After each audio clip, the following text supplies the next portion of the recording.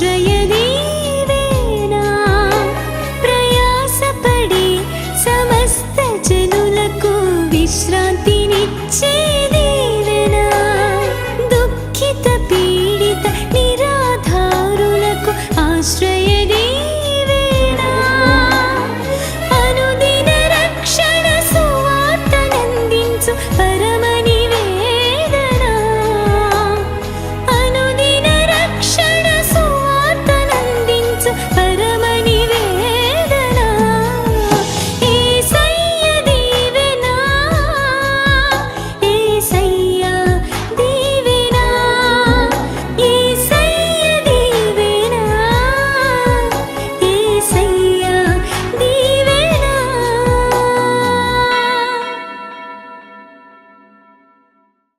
ఈ జీవాన్ని బట్టి హృదయపూర్వకంగా దేవుని స్తుతిద్దాం. నోర్లు తెరిచి దేవుని నామాన్ని స్తుతిద్దాం. బలవంతుడైన దేవానికి వందనాలు, స్తోత్రాలు. మా ఆరాధ్య దైవమా నీకు వందనాలు. మా నీతికి ఆధారభూతుడా, మా రక్షణ శృంగమా, మా కోట, మేము నమ్ముకుని దగ్గర సహాయకుడా నీకు వందనాలు. మా పోషకుడా, మా రక్షకుడా నీకు వందనాలు, స్తోత్రాలు. అందరూ హృదయపూర్వకంగా దేవుని సన్నిధిలో ఆయన స్తుతిద్దాం. తండ్రి నీకు వందనాలు. నీ కృప కొరకు, నీ దయ కొరకు, నీ చాలి కొరకు నీకు వందనాలు ప్రభువా. నీ కరుణ వాత్సల్యములను బట్టి నీకు వందనాలు. నీ కటాక్షమును బట్టి నీకు వందనాలు తండ్రి. నీకు వందనాలు, స్తోత్రాలు, స్తోత్రాలు. నీ కృపను బట్టి మేమే రీతిగా ఉన్నాం నైనా. మేమేమైనాది కేవలం నీ కృపను బట్టే. అందరి నోళ్ళు తెరిచి హృదయపూర్వకంగా ఇంకా ఒప్పుకుందామా, ఆరాధన చేద్దామా. దేవా నీకు వందనాలు, స్తోత్రాలు. ఇంకా నోళ్ళు తెరవండి, ఇంకా నోళ్ళు తెరిచి రెండు చేతులు పైకెత్తి బలంతో దేవుని ఆరాధన చేద్దాం. యేసయ్యా నీకు వందనాలు. నా బలమంతా నీవే నాయనా. నీ కొరకే నేను జీవిస్తున్నాను ప్రభా. నీవే నా సర్వం యేసయ్యా. స్తోత్రాలు, స్తోత్రాలు, స్తోత్రాలు, స్తోత్రాలు. అర్హతే లేని నాపై నీదు ప్రేమ చూపినా కృపామయా. అర్హతే లేని నాపై నీదు ప్రేమ చూపినా కృపామయా. స్వరాలు తెరిచి ఆరాధన చేద్దామా. ఇంకా నా ఊహల కంటేను అధికముగా దయచేయు ప్రేమమయా. నా ఊహల కంటేను అధికముగా దయచేయు ప్రేమమయా.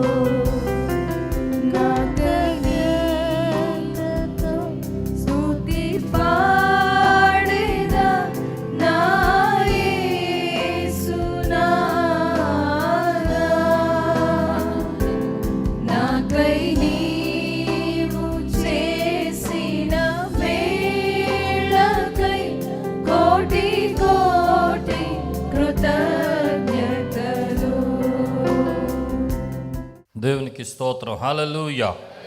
నేను కొన్ని విషయాలు మీతో మాట్లాడడానికి ఆశపడుతున్నాను. మార్కు సువార్త 14వ అధ్యాయానికి వద్దాం. అక్కడ ఒక మేడ గదిని గురించి మీతో మాట్లాడాలని నేను ఆశపడుతున్నాను. అది మార్కు గారి మేడగది.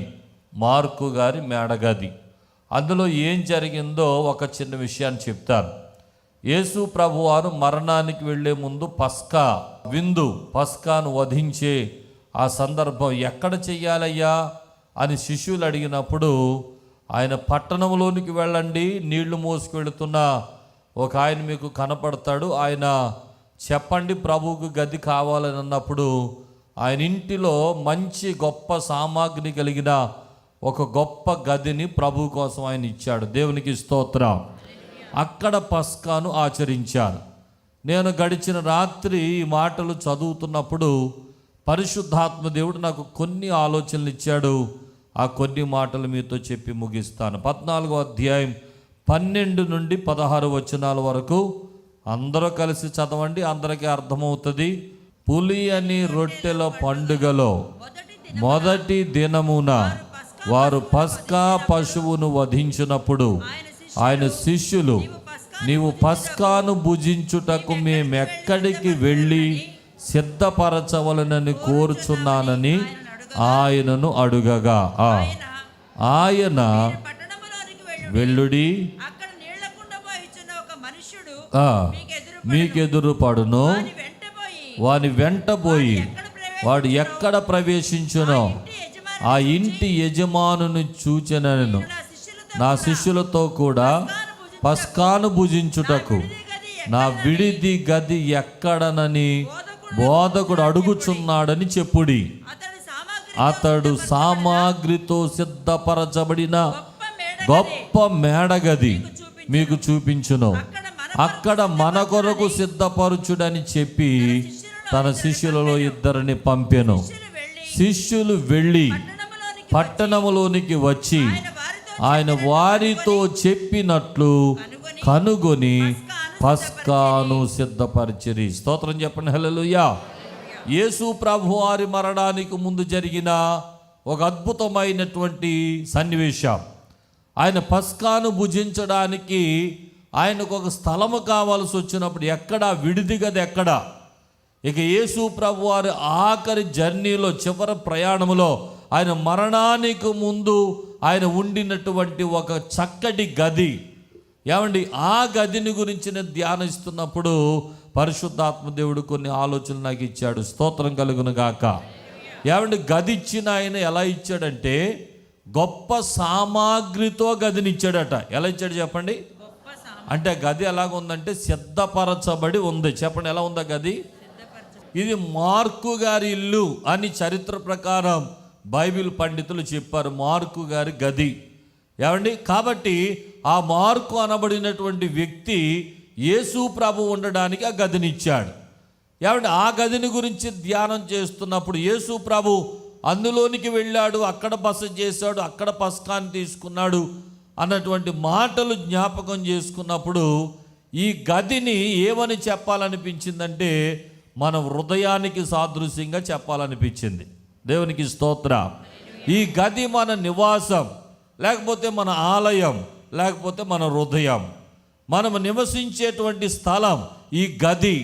ఒకసారి దీనికి పోలికగా ఈ గదిని గురించి మనం మాట్లాడుకుంటే యేసు ఉన్న ఆ గది, యేసు నివసించిన ఆ గదిలో ఎలాంటి కార్యాలు జరిగాయో ఈ రోజున సిద్ధపరచబడిన హృదయంగా మన హృదయం ఉంటే మనలో కూడా ఎలాంటి కార్యాలు జరుగుతాయి. కొన్ని మాటలు క్లుప్తంగా చెప్తాను. స్తోత్రం కలుగును గాక. ఒకటి, ఆ గది సిద్ధపరచబడిన గది. చెప్పండి మాట. మరి ఈ గది కూడా ఎలా ఉండాలి?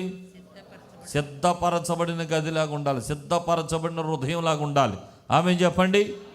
ఎప్పటికప్పుడు సంసిద్ధంగా ఉంటే, ఎప్పటికప్పుడు సిద్ధపరచబడి ఏమంటే సామాగ్రితో ఏ రీతిగా ఆ రూమ్ ఉందో అలాగే మన జీవితం కూడా, మన హృదయం కూడా అన్ని రకాలైన ఆధ్యాత్మికతతో సిద్ధపడిన హృదయంగా మన హృదయం ఉంటే అందులో 7 కార్యాలు జరుగుతాయి.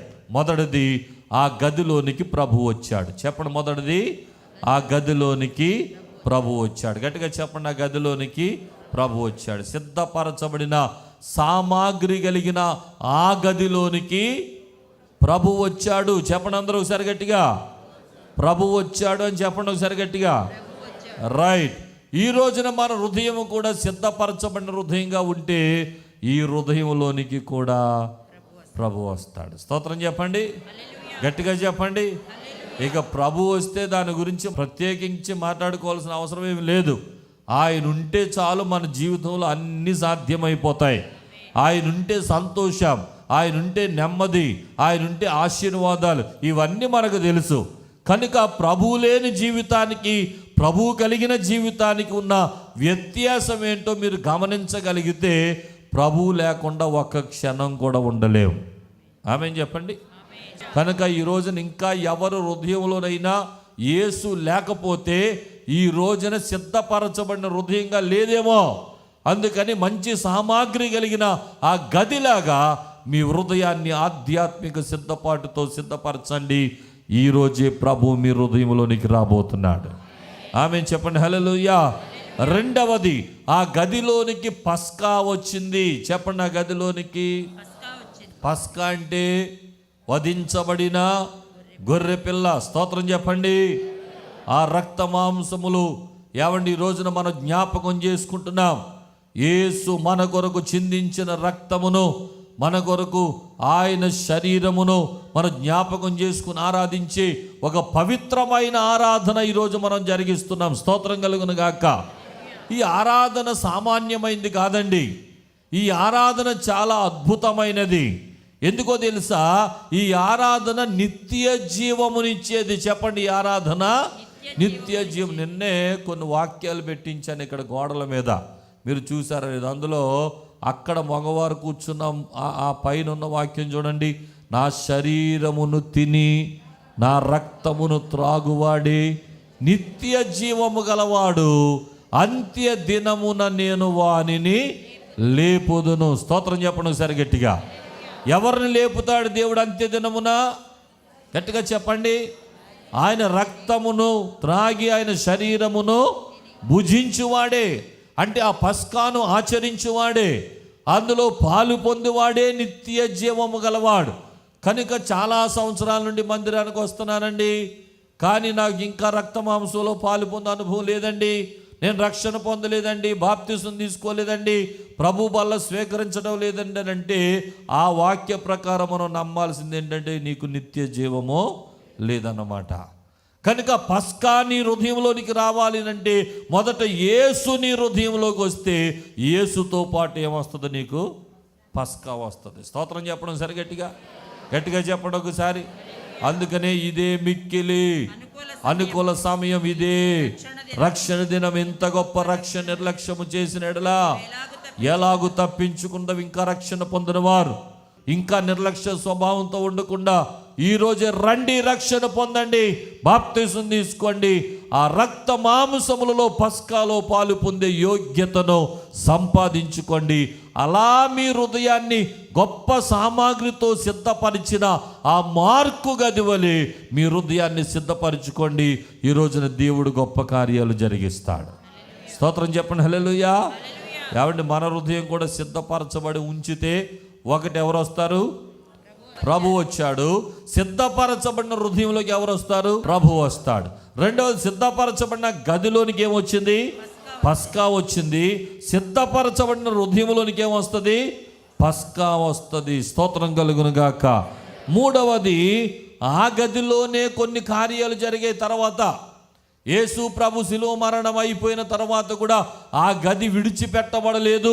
ఆ గదిలో కొన్ని కార్యాలు జరిగాయి. అదేంటో తెలుసా? మూడవది, ఆ గదిలోనికి ప్రార్థన వచ్చింది. చెప్పండి, గదిలోకి ఏమొచ్చింది?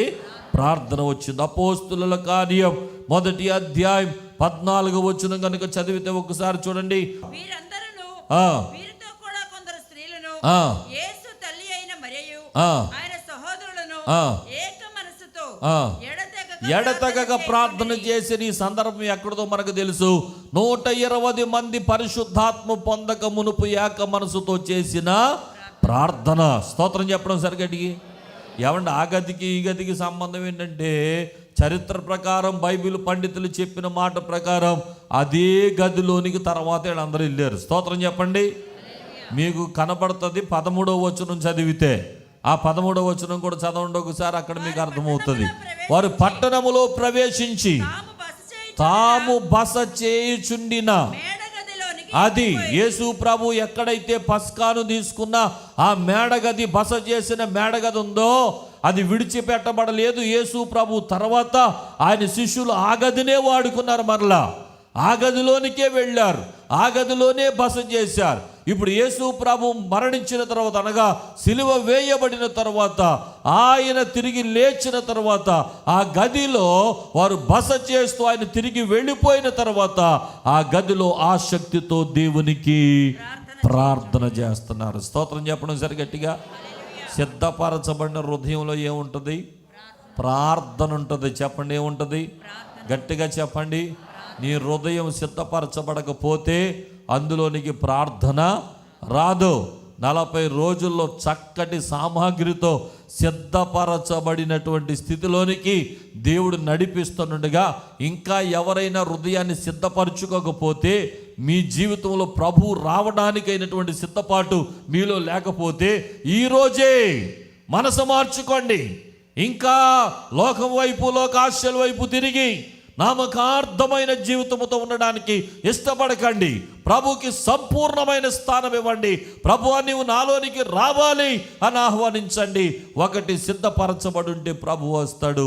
రెండవది, సిద్ధపరచబడిన హృదయంలోనికి పస్కా ఉంటుంది. మూడవది, సిద్ధపరచబడిన హృదయంలో ప్రార్థన ఉంటుంది. స్తోత్రం కలుగునుగాక. ప్రార్థన నిర్లక్ష్యం చేస్తున్నావు అని అంటే ఇంకా నీలో ఏం తగ్గింది? సిద్ధపాటు తగ్గిందన్నమాట. ఇంకా నీ హృదయం పర్ఫెక్ట్గా లేదన్నమాట. ఇంకా నీలో ఎక్కడో లోపాలు కనపడుతున్నాయి అన్నమాట. అందుకని ప్రార్థనకు ఆసక్తిగా పరుగులు పెట్టుకుని వచ్చేవారు వారు సిద్ధపరచబడిన వాళ్ళు. స్తోత్రం కలుగునుగాక. చెప్పండి హల్లెలూయా. ప్రార్థనలకు రాని వారి జీవితంలో ఇంకా సరైన సిద్ధపాటు లేదన్నమాట. జాగ్రత్త పడండి. ఎప్పుడు ప్రభు వస్తాడో, ఎప్పుడు మనల్ని పిలుస్తాడో తెలియదు. ఆయన వచ్చినప్పుడు, ఆయన పిలిచినప్పుడు వెళ్ళిపోయే సిద్ధపాటు నీలో లేకపోతే ఇక్కడే విడవబడతావు, భయంకరమైన శ్రమల పాలవుతావని దేవుని వాక్య ప్రకారం మీకు తెలియచేస్తున్నాను. స్తోత్రం కలుగునుగాక. 4వది, ఆ గదిలోనికి ఒక పాత్ర వచ్చింది. పాత్ర అంటే ఈ మామూలు పాత్రలు కాదు. నేను చెప్పే మాట ఏంటంటే, అప్పటికి 12 మంది శిష్యుల్లో నుండి ఒక ఆయన బయటికి వెళ్ళిపోయాడు. ఎవరైనా? ఇస్కరియోతు యోధా. చెప్పండి, ఎవరైనా? తిరిగి ఆ పాత్ర భర్తీ చేయాలి కదా. ఇప్పుడు ఆ పాత్రను 26వ వచనంలో మత్తయి అనబడిన వ్యక్తికి రావటం జరిగింది. అదే గదిలో చదువుదాం ఒకసారి. వీరిని గూర్చి చీట్లు వేయగా మత్తయి పేరిట చీటి వచ్చిన గనుక 11 మంది అపోస్తలులతో కూడా లెక్కించబడిన. స్తోత్రం చెప్పండి ఒకసారి.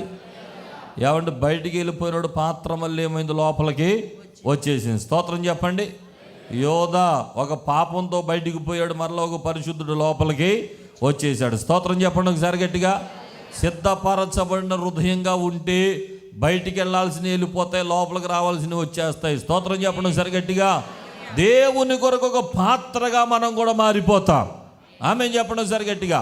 దేవుని కొరకు ఉపయోగపడే వ్యక్తులుగా మారిపోతాం. స్తోత్రం చెప్పండి.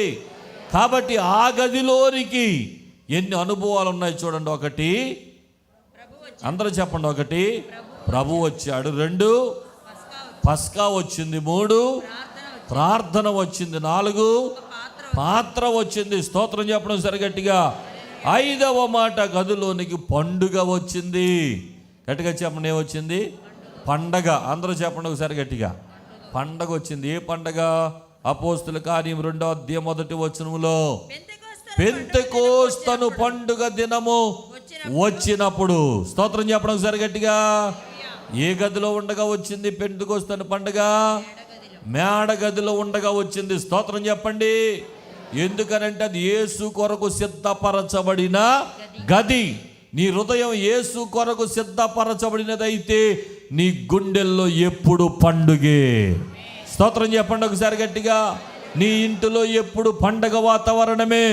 నీ ఇంటిలో, నీ గృహములో, నీ ఉన్న స్థలములో ఎప్పుడు పండుగగానే ఉంటుంది. స్తోత్రం కలుగును గాక. సిద్ధపరచబడిన హృదయాల్లో ఎప్పుడు సెలబ్రేషన్సే, ఎప్పుడు సంతోషమే, ఎప్పుడు ఆనందమే, ఎప్పుడు ఆశీర్వాదాలే. కనుక ఇంకా ఎవరైనా సిద్ధపరచబడకపోతే ఈ మాటల ద్వారా ప్రభు మీ జీవితంలో కార్యం జరిగించును గాక. 6వ మాట. 5వ మాట ఏంటి? ఆ గదిలోనికి ఏమొచ్చింది? పండగ వచ్చింది. 5 మాటలు చెప్పండి. ఒకటి, ఆ గదిలోనికి ప్రభు వచ్చాడు. 2వ గదిలోనికి పస్కా వచ్చింది. 3వ గదిలోకి ప్రార్థన వచ్చింది. 4వ గదిలోనికి పాత్ర వచ్చింది. 5వ గదిలోనికి పండగ వచ్చింది. 6వ గదిలోనికి పరిశుద్ధాత్ముడు వచ్చాడు. స్తోత్రం కలుగును గాక. 2వ అధ్యాయం 2వ వచనం.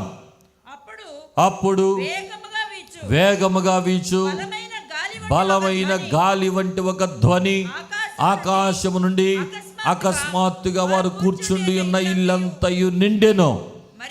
స్తోత్రం చెప్పడం సరి గట్టిగా.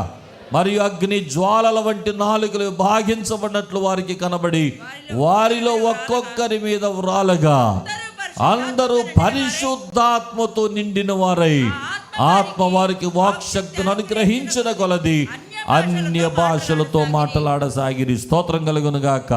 ఆ గదిలోనికి ఏమొచ్చింది? పరిశుద్ధాత్ముడు వచ్చాడు. చెప్పండి, ఆ గదిలోనికి ఎవరు వచ్చారు? పరిశుద్ధాత్ముడు వచ్చాడు. ఈ గదిలోకి ఎవరు రావాలి? ఆత్మ లేనివాడు నా వాడు కాదు. పరిశుద్ధాత్మను పొందాలి. దేవుని ఆత్మశక్తిని పొందుకోవాలి. ఈ అంత్య దినాల్లో నిన్ను నడిపించగలిగింది, నిన్ను జీవింపచేయగలిగింది, నీకు మార్గం ఇవ్వగలిగింది, నీ జీవితంలో ఆశ్చర్య కార్యాలు జరిగించగలిగింది పరిశుద్ధాత్ముడు. స్తోత్రం కలుగును గాక. ఎప్పుడు వస్తాడు?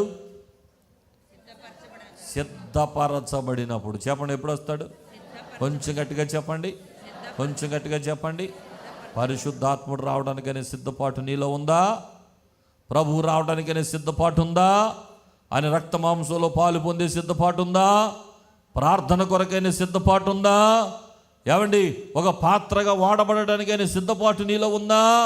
ఒక పండుగను ఆచరించడానికి, పండుగ చేసుకోవడానికైనా సిద్ధపాటు కలిగిన గదిగా నీ హృదయం ఉందా? పరిశుద్ధాత్మ దేవుడు రావడానికైనా సిద్ధపాటు నీలో ఉందా లేదో ఒక్కసారి పరీక్షించుకోండి. ఆఖరి మాట, ఆ గదిలోని ప్రవచనము నెరవేరింది. చెప్పండి మాట. ఆ గదిలో ప్రవచనము నెరవేరింది. చూడండి, 2వ అధ్యాయం 17వ వచనం. అంత్య దినముల యందు నేను మనుషులందరి మీద నా ఆత్మను కృమ్మరించెదను, ప్రవచించుదురు, యవనులకు దర్శనాలు వస్తాయి, వృద్ధులు కలల కంటారు. ఈ మాట ఎప్పుడో ప్రవచించబడిన మాట అక్కడ గదిలో నెరవేర్చబడింది. స్తోత్రం కలుగును గాక. నీ జీవితం సిద్ధపరచబడిన జీవితంగా ఉంటే దేవుని ప్రవచనాలు నీ జీవితంలో నెరవేర్చబడతాయి. దేవుని మాటలను నీ జీవితంలో నెరవేర్పుగా నువ్వు ఖచ్చితంగా చూడగలుగుతావు. ఆమేన్. అలాంటి సిద్ధపాటు నీలో ఉందా? అలాంటి సిద్ధపాటు నీలో ఉందా? ఈ ఉదయకాలం పరిశుద్ధాత్మ దేవుడు మనతో మాట్లాడుతున్నాడు. మొదటిగా ఆయన సన్నిధిని ప్రేమించాలని, ఏమండి, చక్కటి మాటలు 3 విషయాలు నేర్చుకున్నాం. 2వదిగా కన్నీళ్లతో ప్రార్థించాలని, 3వదిగా విశ్వాసం కలిగి ఉండాలి. నేను ఏమంటున్నానంటే ఈ 3 మాటలు మన హృదయాన్ని సిద్ధపరిచేవి. ఆమేన్ చెప్పండి. ఒకటి, ఆయన సన్నిధి ఉంటే మన హృదయం చాలా సిద్ధపరచబడి ఉంటుంది. ఆమేన్ చెప్పండి. 2వది, కన్నీటి ప్రార్థన ఉంటే సిద్ధపరచబడగలిగిన హృదయాన్ని మనం చూస్తాం. ఆమేన్. 3వది, విశ్వాసం ఉంటే ఖచ్చితంగా మన జీవితం ఒక సిద్ధపాటు కలిగిన జీవితం. స్తోత్రం కలుగును గాక. ఇలాగ ఆత్మ సంబంధమైన వాటితో మన గుండెలు సిద్ధపరచుకుంటే ఆ హృదయంలోనికి ఎవరు వస్తారు? గట్టిగా ప్రభు వస్తాడు. గట్టిగా చెప్పాలి. ఒకటి, ప్రభు వస్తాడు. 2వది, పస్కా ఉంటుంది. 3వది, ప్రార్థన ఉంటుంది. 4వది, పాత్ర ఉంటుంది. 5వది, పండుగ ఉంటుంది. 6వది, పరిశుద్ధాత్ముడు ఉంటాడు. 7వది, ప్రవచనాలు నెరవేర్పులు జరుగుతాయి. ఆమేన్. 7 పాలు చెప్పాను మీకు, బాగా గుర్తుపెట్టుకోండి. పా అక్షరంతో 7 విషయాలు చెప్పాను. స్తోత్రం చెప్పండి ఒకసారి, గట్టిగా చెప్పండి, ఇంకా గట్టిగా చెప్పండి. ఈ రోజున ప్రభు కొరకు ఎవరు సాక్షులుగా నిలబడతారో, ఎవరు ఒక ఆధ్యాత్మిక జీవితాన్ని కలిగి జీవిస్తారో అలాంటి వారి జీవితాల్లో వీటన్నిటి నెరవేర్పును చూస్తారు. అలాంటి కృప దేవుడు మాకు అనుగ్రహించునుగాక. ఆమేన్. తల వంచండి, కళ్ళు మూసుకోండి. ఒక్క మాట మీ కుడి హస్తాన్ని పైకెత్తి ప్రభు సన్నిధిలో ప్రార్థన చేయండి. ప్రభువా, నాతో మాట్లాడారు. ఏ రీతిగా నాయనా నీ ప్రజలైనటువంటి బిడ్డలు నీ సన్నిధిని కలిగి కన్నీటితో ప్రార్థించేవారిగా విశ్వాసం కలిగి ఉన్నప్పుడు వారి జీవితాలు ఎలాంటి అద్భుతాలు జరిగించారో, ఇదిగోనైనా అలాగే మేడగది అనుభవాన్ని ఈరోజు మాతో మాట్లాడారు. ఏ రీతిగా మేడగది సిద్ధపరచబడిన గదిలోనికి ఆ మార్కు తన గదినిచ్చాడో, ఆ గదిలోనికి ప్రభు వచ్చినట్లుగా, ఆ గదిలోనికి పస్కా వచ్చినట్లుగా, ఆ గదిలోనికి ప్రార్థన వచ్చినట్లుగా, ఆ గదిలోనికి పాత్ర వచ్చినట్లుగా, ఆ గదిలోనికి పండుగ వచ్చినట్లుగా, ఆ గదిలోనికి పరిశుద్ధాత్ముడు వచ్చినట్లు, ఆ గదిలో ప్రవచన నెరవేర్పులు జరిగినట్లుగా మా హృదయాన్ని కూడా ఉదయకాలం సిద్ధపరచుకొని నీ చేతులుగా అప్పగిస్తున్నాం. ప్రభు, మాలోనికి రండి, మమ్మను బలపరచండి, నీ ఆత్మకార్యాలు జరిగించండి అని ప్రభు సన్నిధిలో అందరూ ప్రార్థన చేయండి. హల్లెలూయా, హల్లెలూయా. పరిశుద్ధుడా నీకు స్తోత్రాలు, జీవాధిపతి నీకు స్తోత్రమయ్యా, సర్వశక్తిమంతుడా నీకు వందనాలు తండ్రి, కృపగలిగిన మా దేవా నీకు స్తోత్రాలు. ఇంకా రక్షణ పొందిన వారు ఎవరైనా ఉంటే ఈరోజు ఒక నూతన తీర్మానం తీసుకోండి. దేవుడు ఎన్నో అవకాశాలు ఇస్తున్నాడు. జార విడవద్దు సోదరుడా, జార విడుచుకోవద్దు సోదరి. ఇదే మిక్కిలి అనుకూల సమయమని గమనించి నీ హృదయాన్ని ప్రభు కొరకు సిద్ధపరచు. నీ హృదయంలో ప్రభుకు స్థానమే, ఆయన నీ జీవితాన్ని ఆశీర్వదించబోతున్నాడు. హల్లెలూయా. పరిశుద్ధుడైన మా తండ్రి, ఉదయకాలం మాతో మాట్లాడించిన ప్రతి మాట కొరకై నీకు కృతజ్ఞతాస్తుతులు చెల్లిస్తూ, వాక్యమైన ప్రతి బిడ్డను బలపరిచి నీ ఆత్మతో నింపండి, నీ గొప్ప కార్యాలు జరిగించండి. ప్రతి వ్యతిరేకమైన ఆత్మ యేసు అధికారం కలిగిన నామమున లయమైపోవునుగాక. ఇంకా ఎంతమంది హృదయాలు సిద్ధపరచబడి లేవో వారందరినీ మీరు దర్శించండి.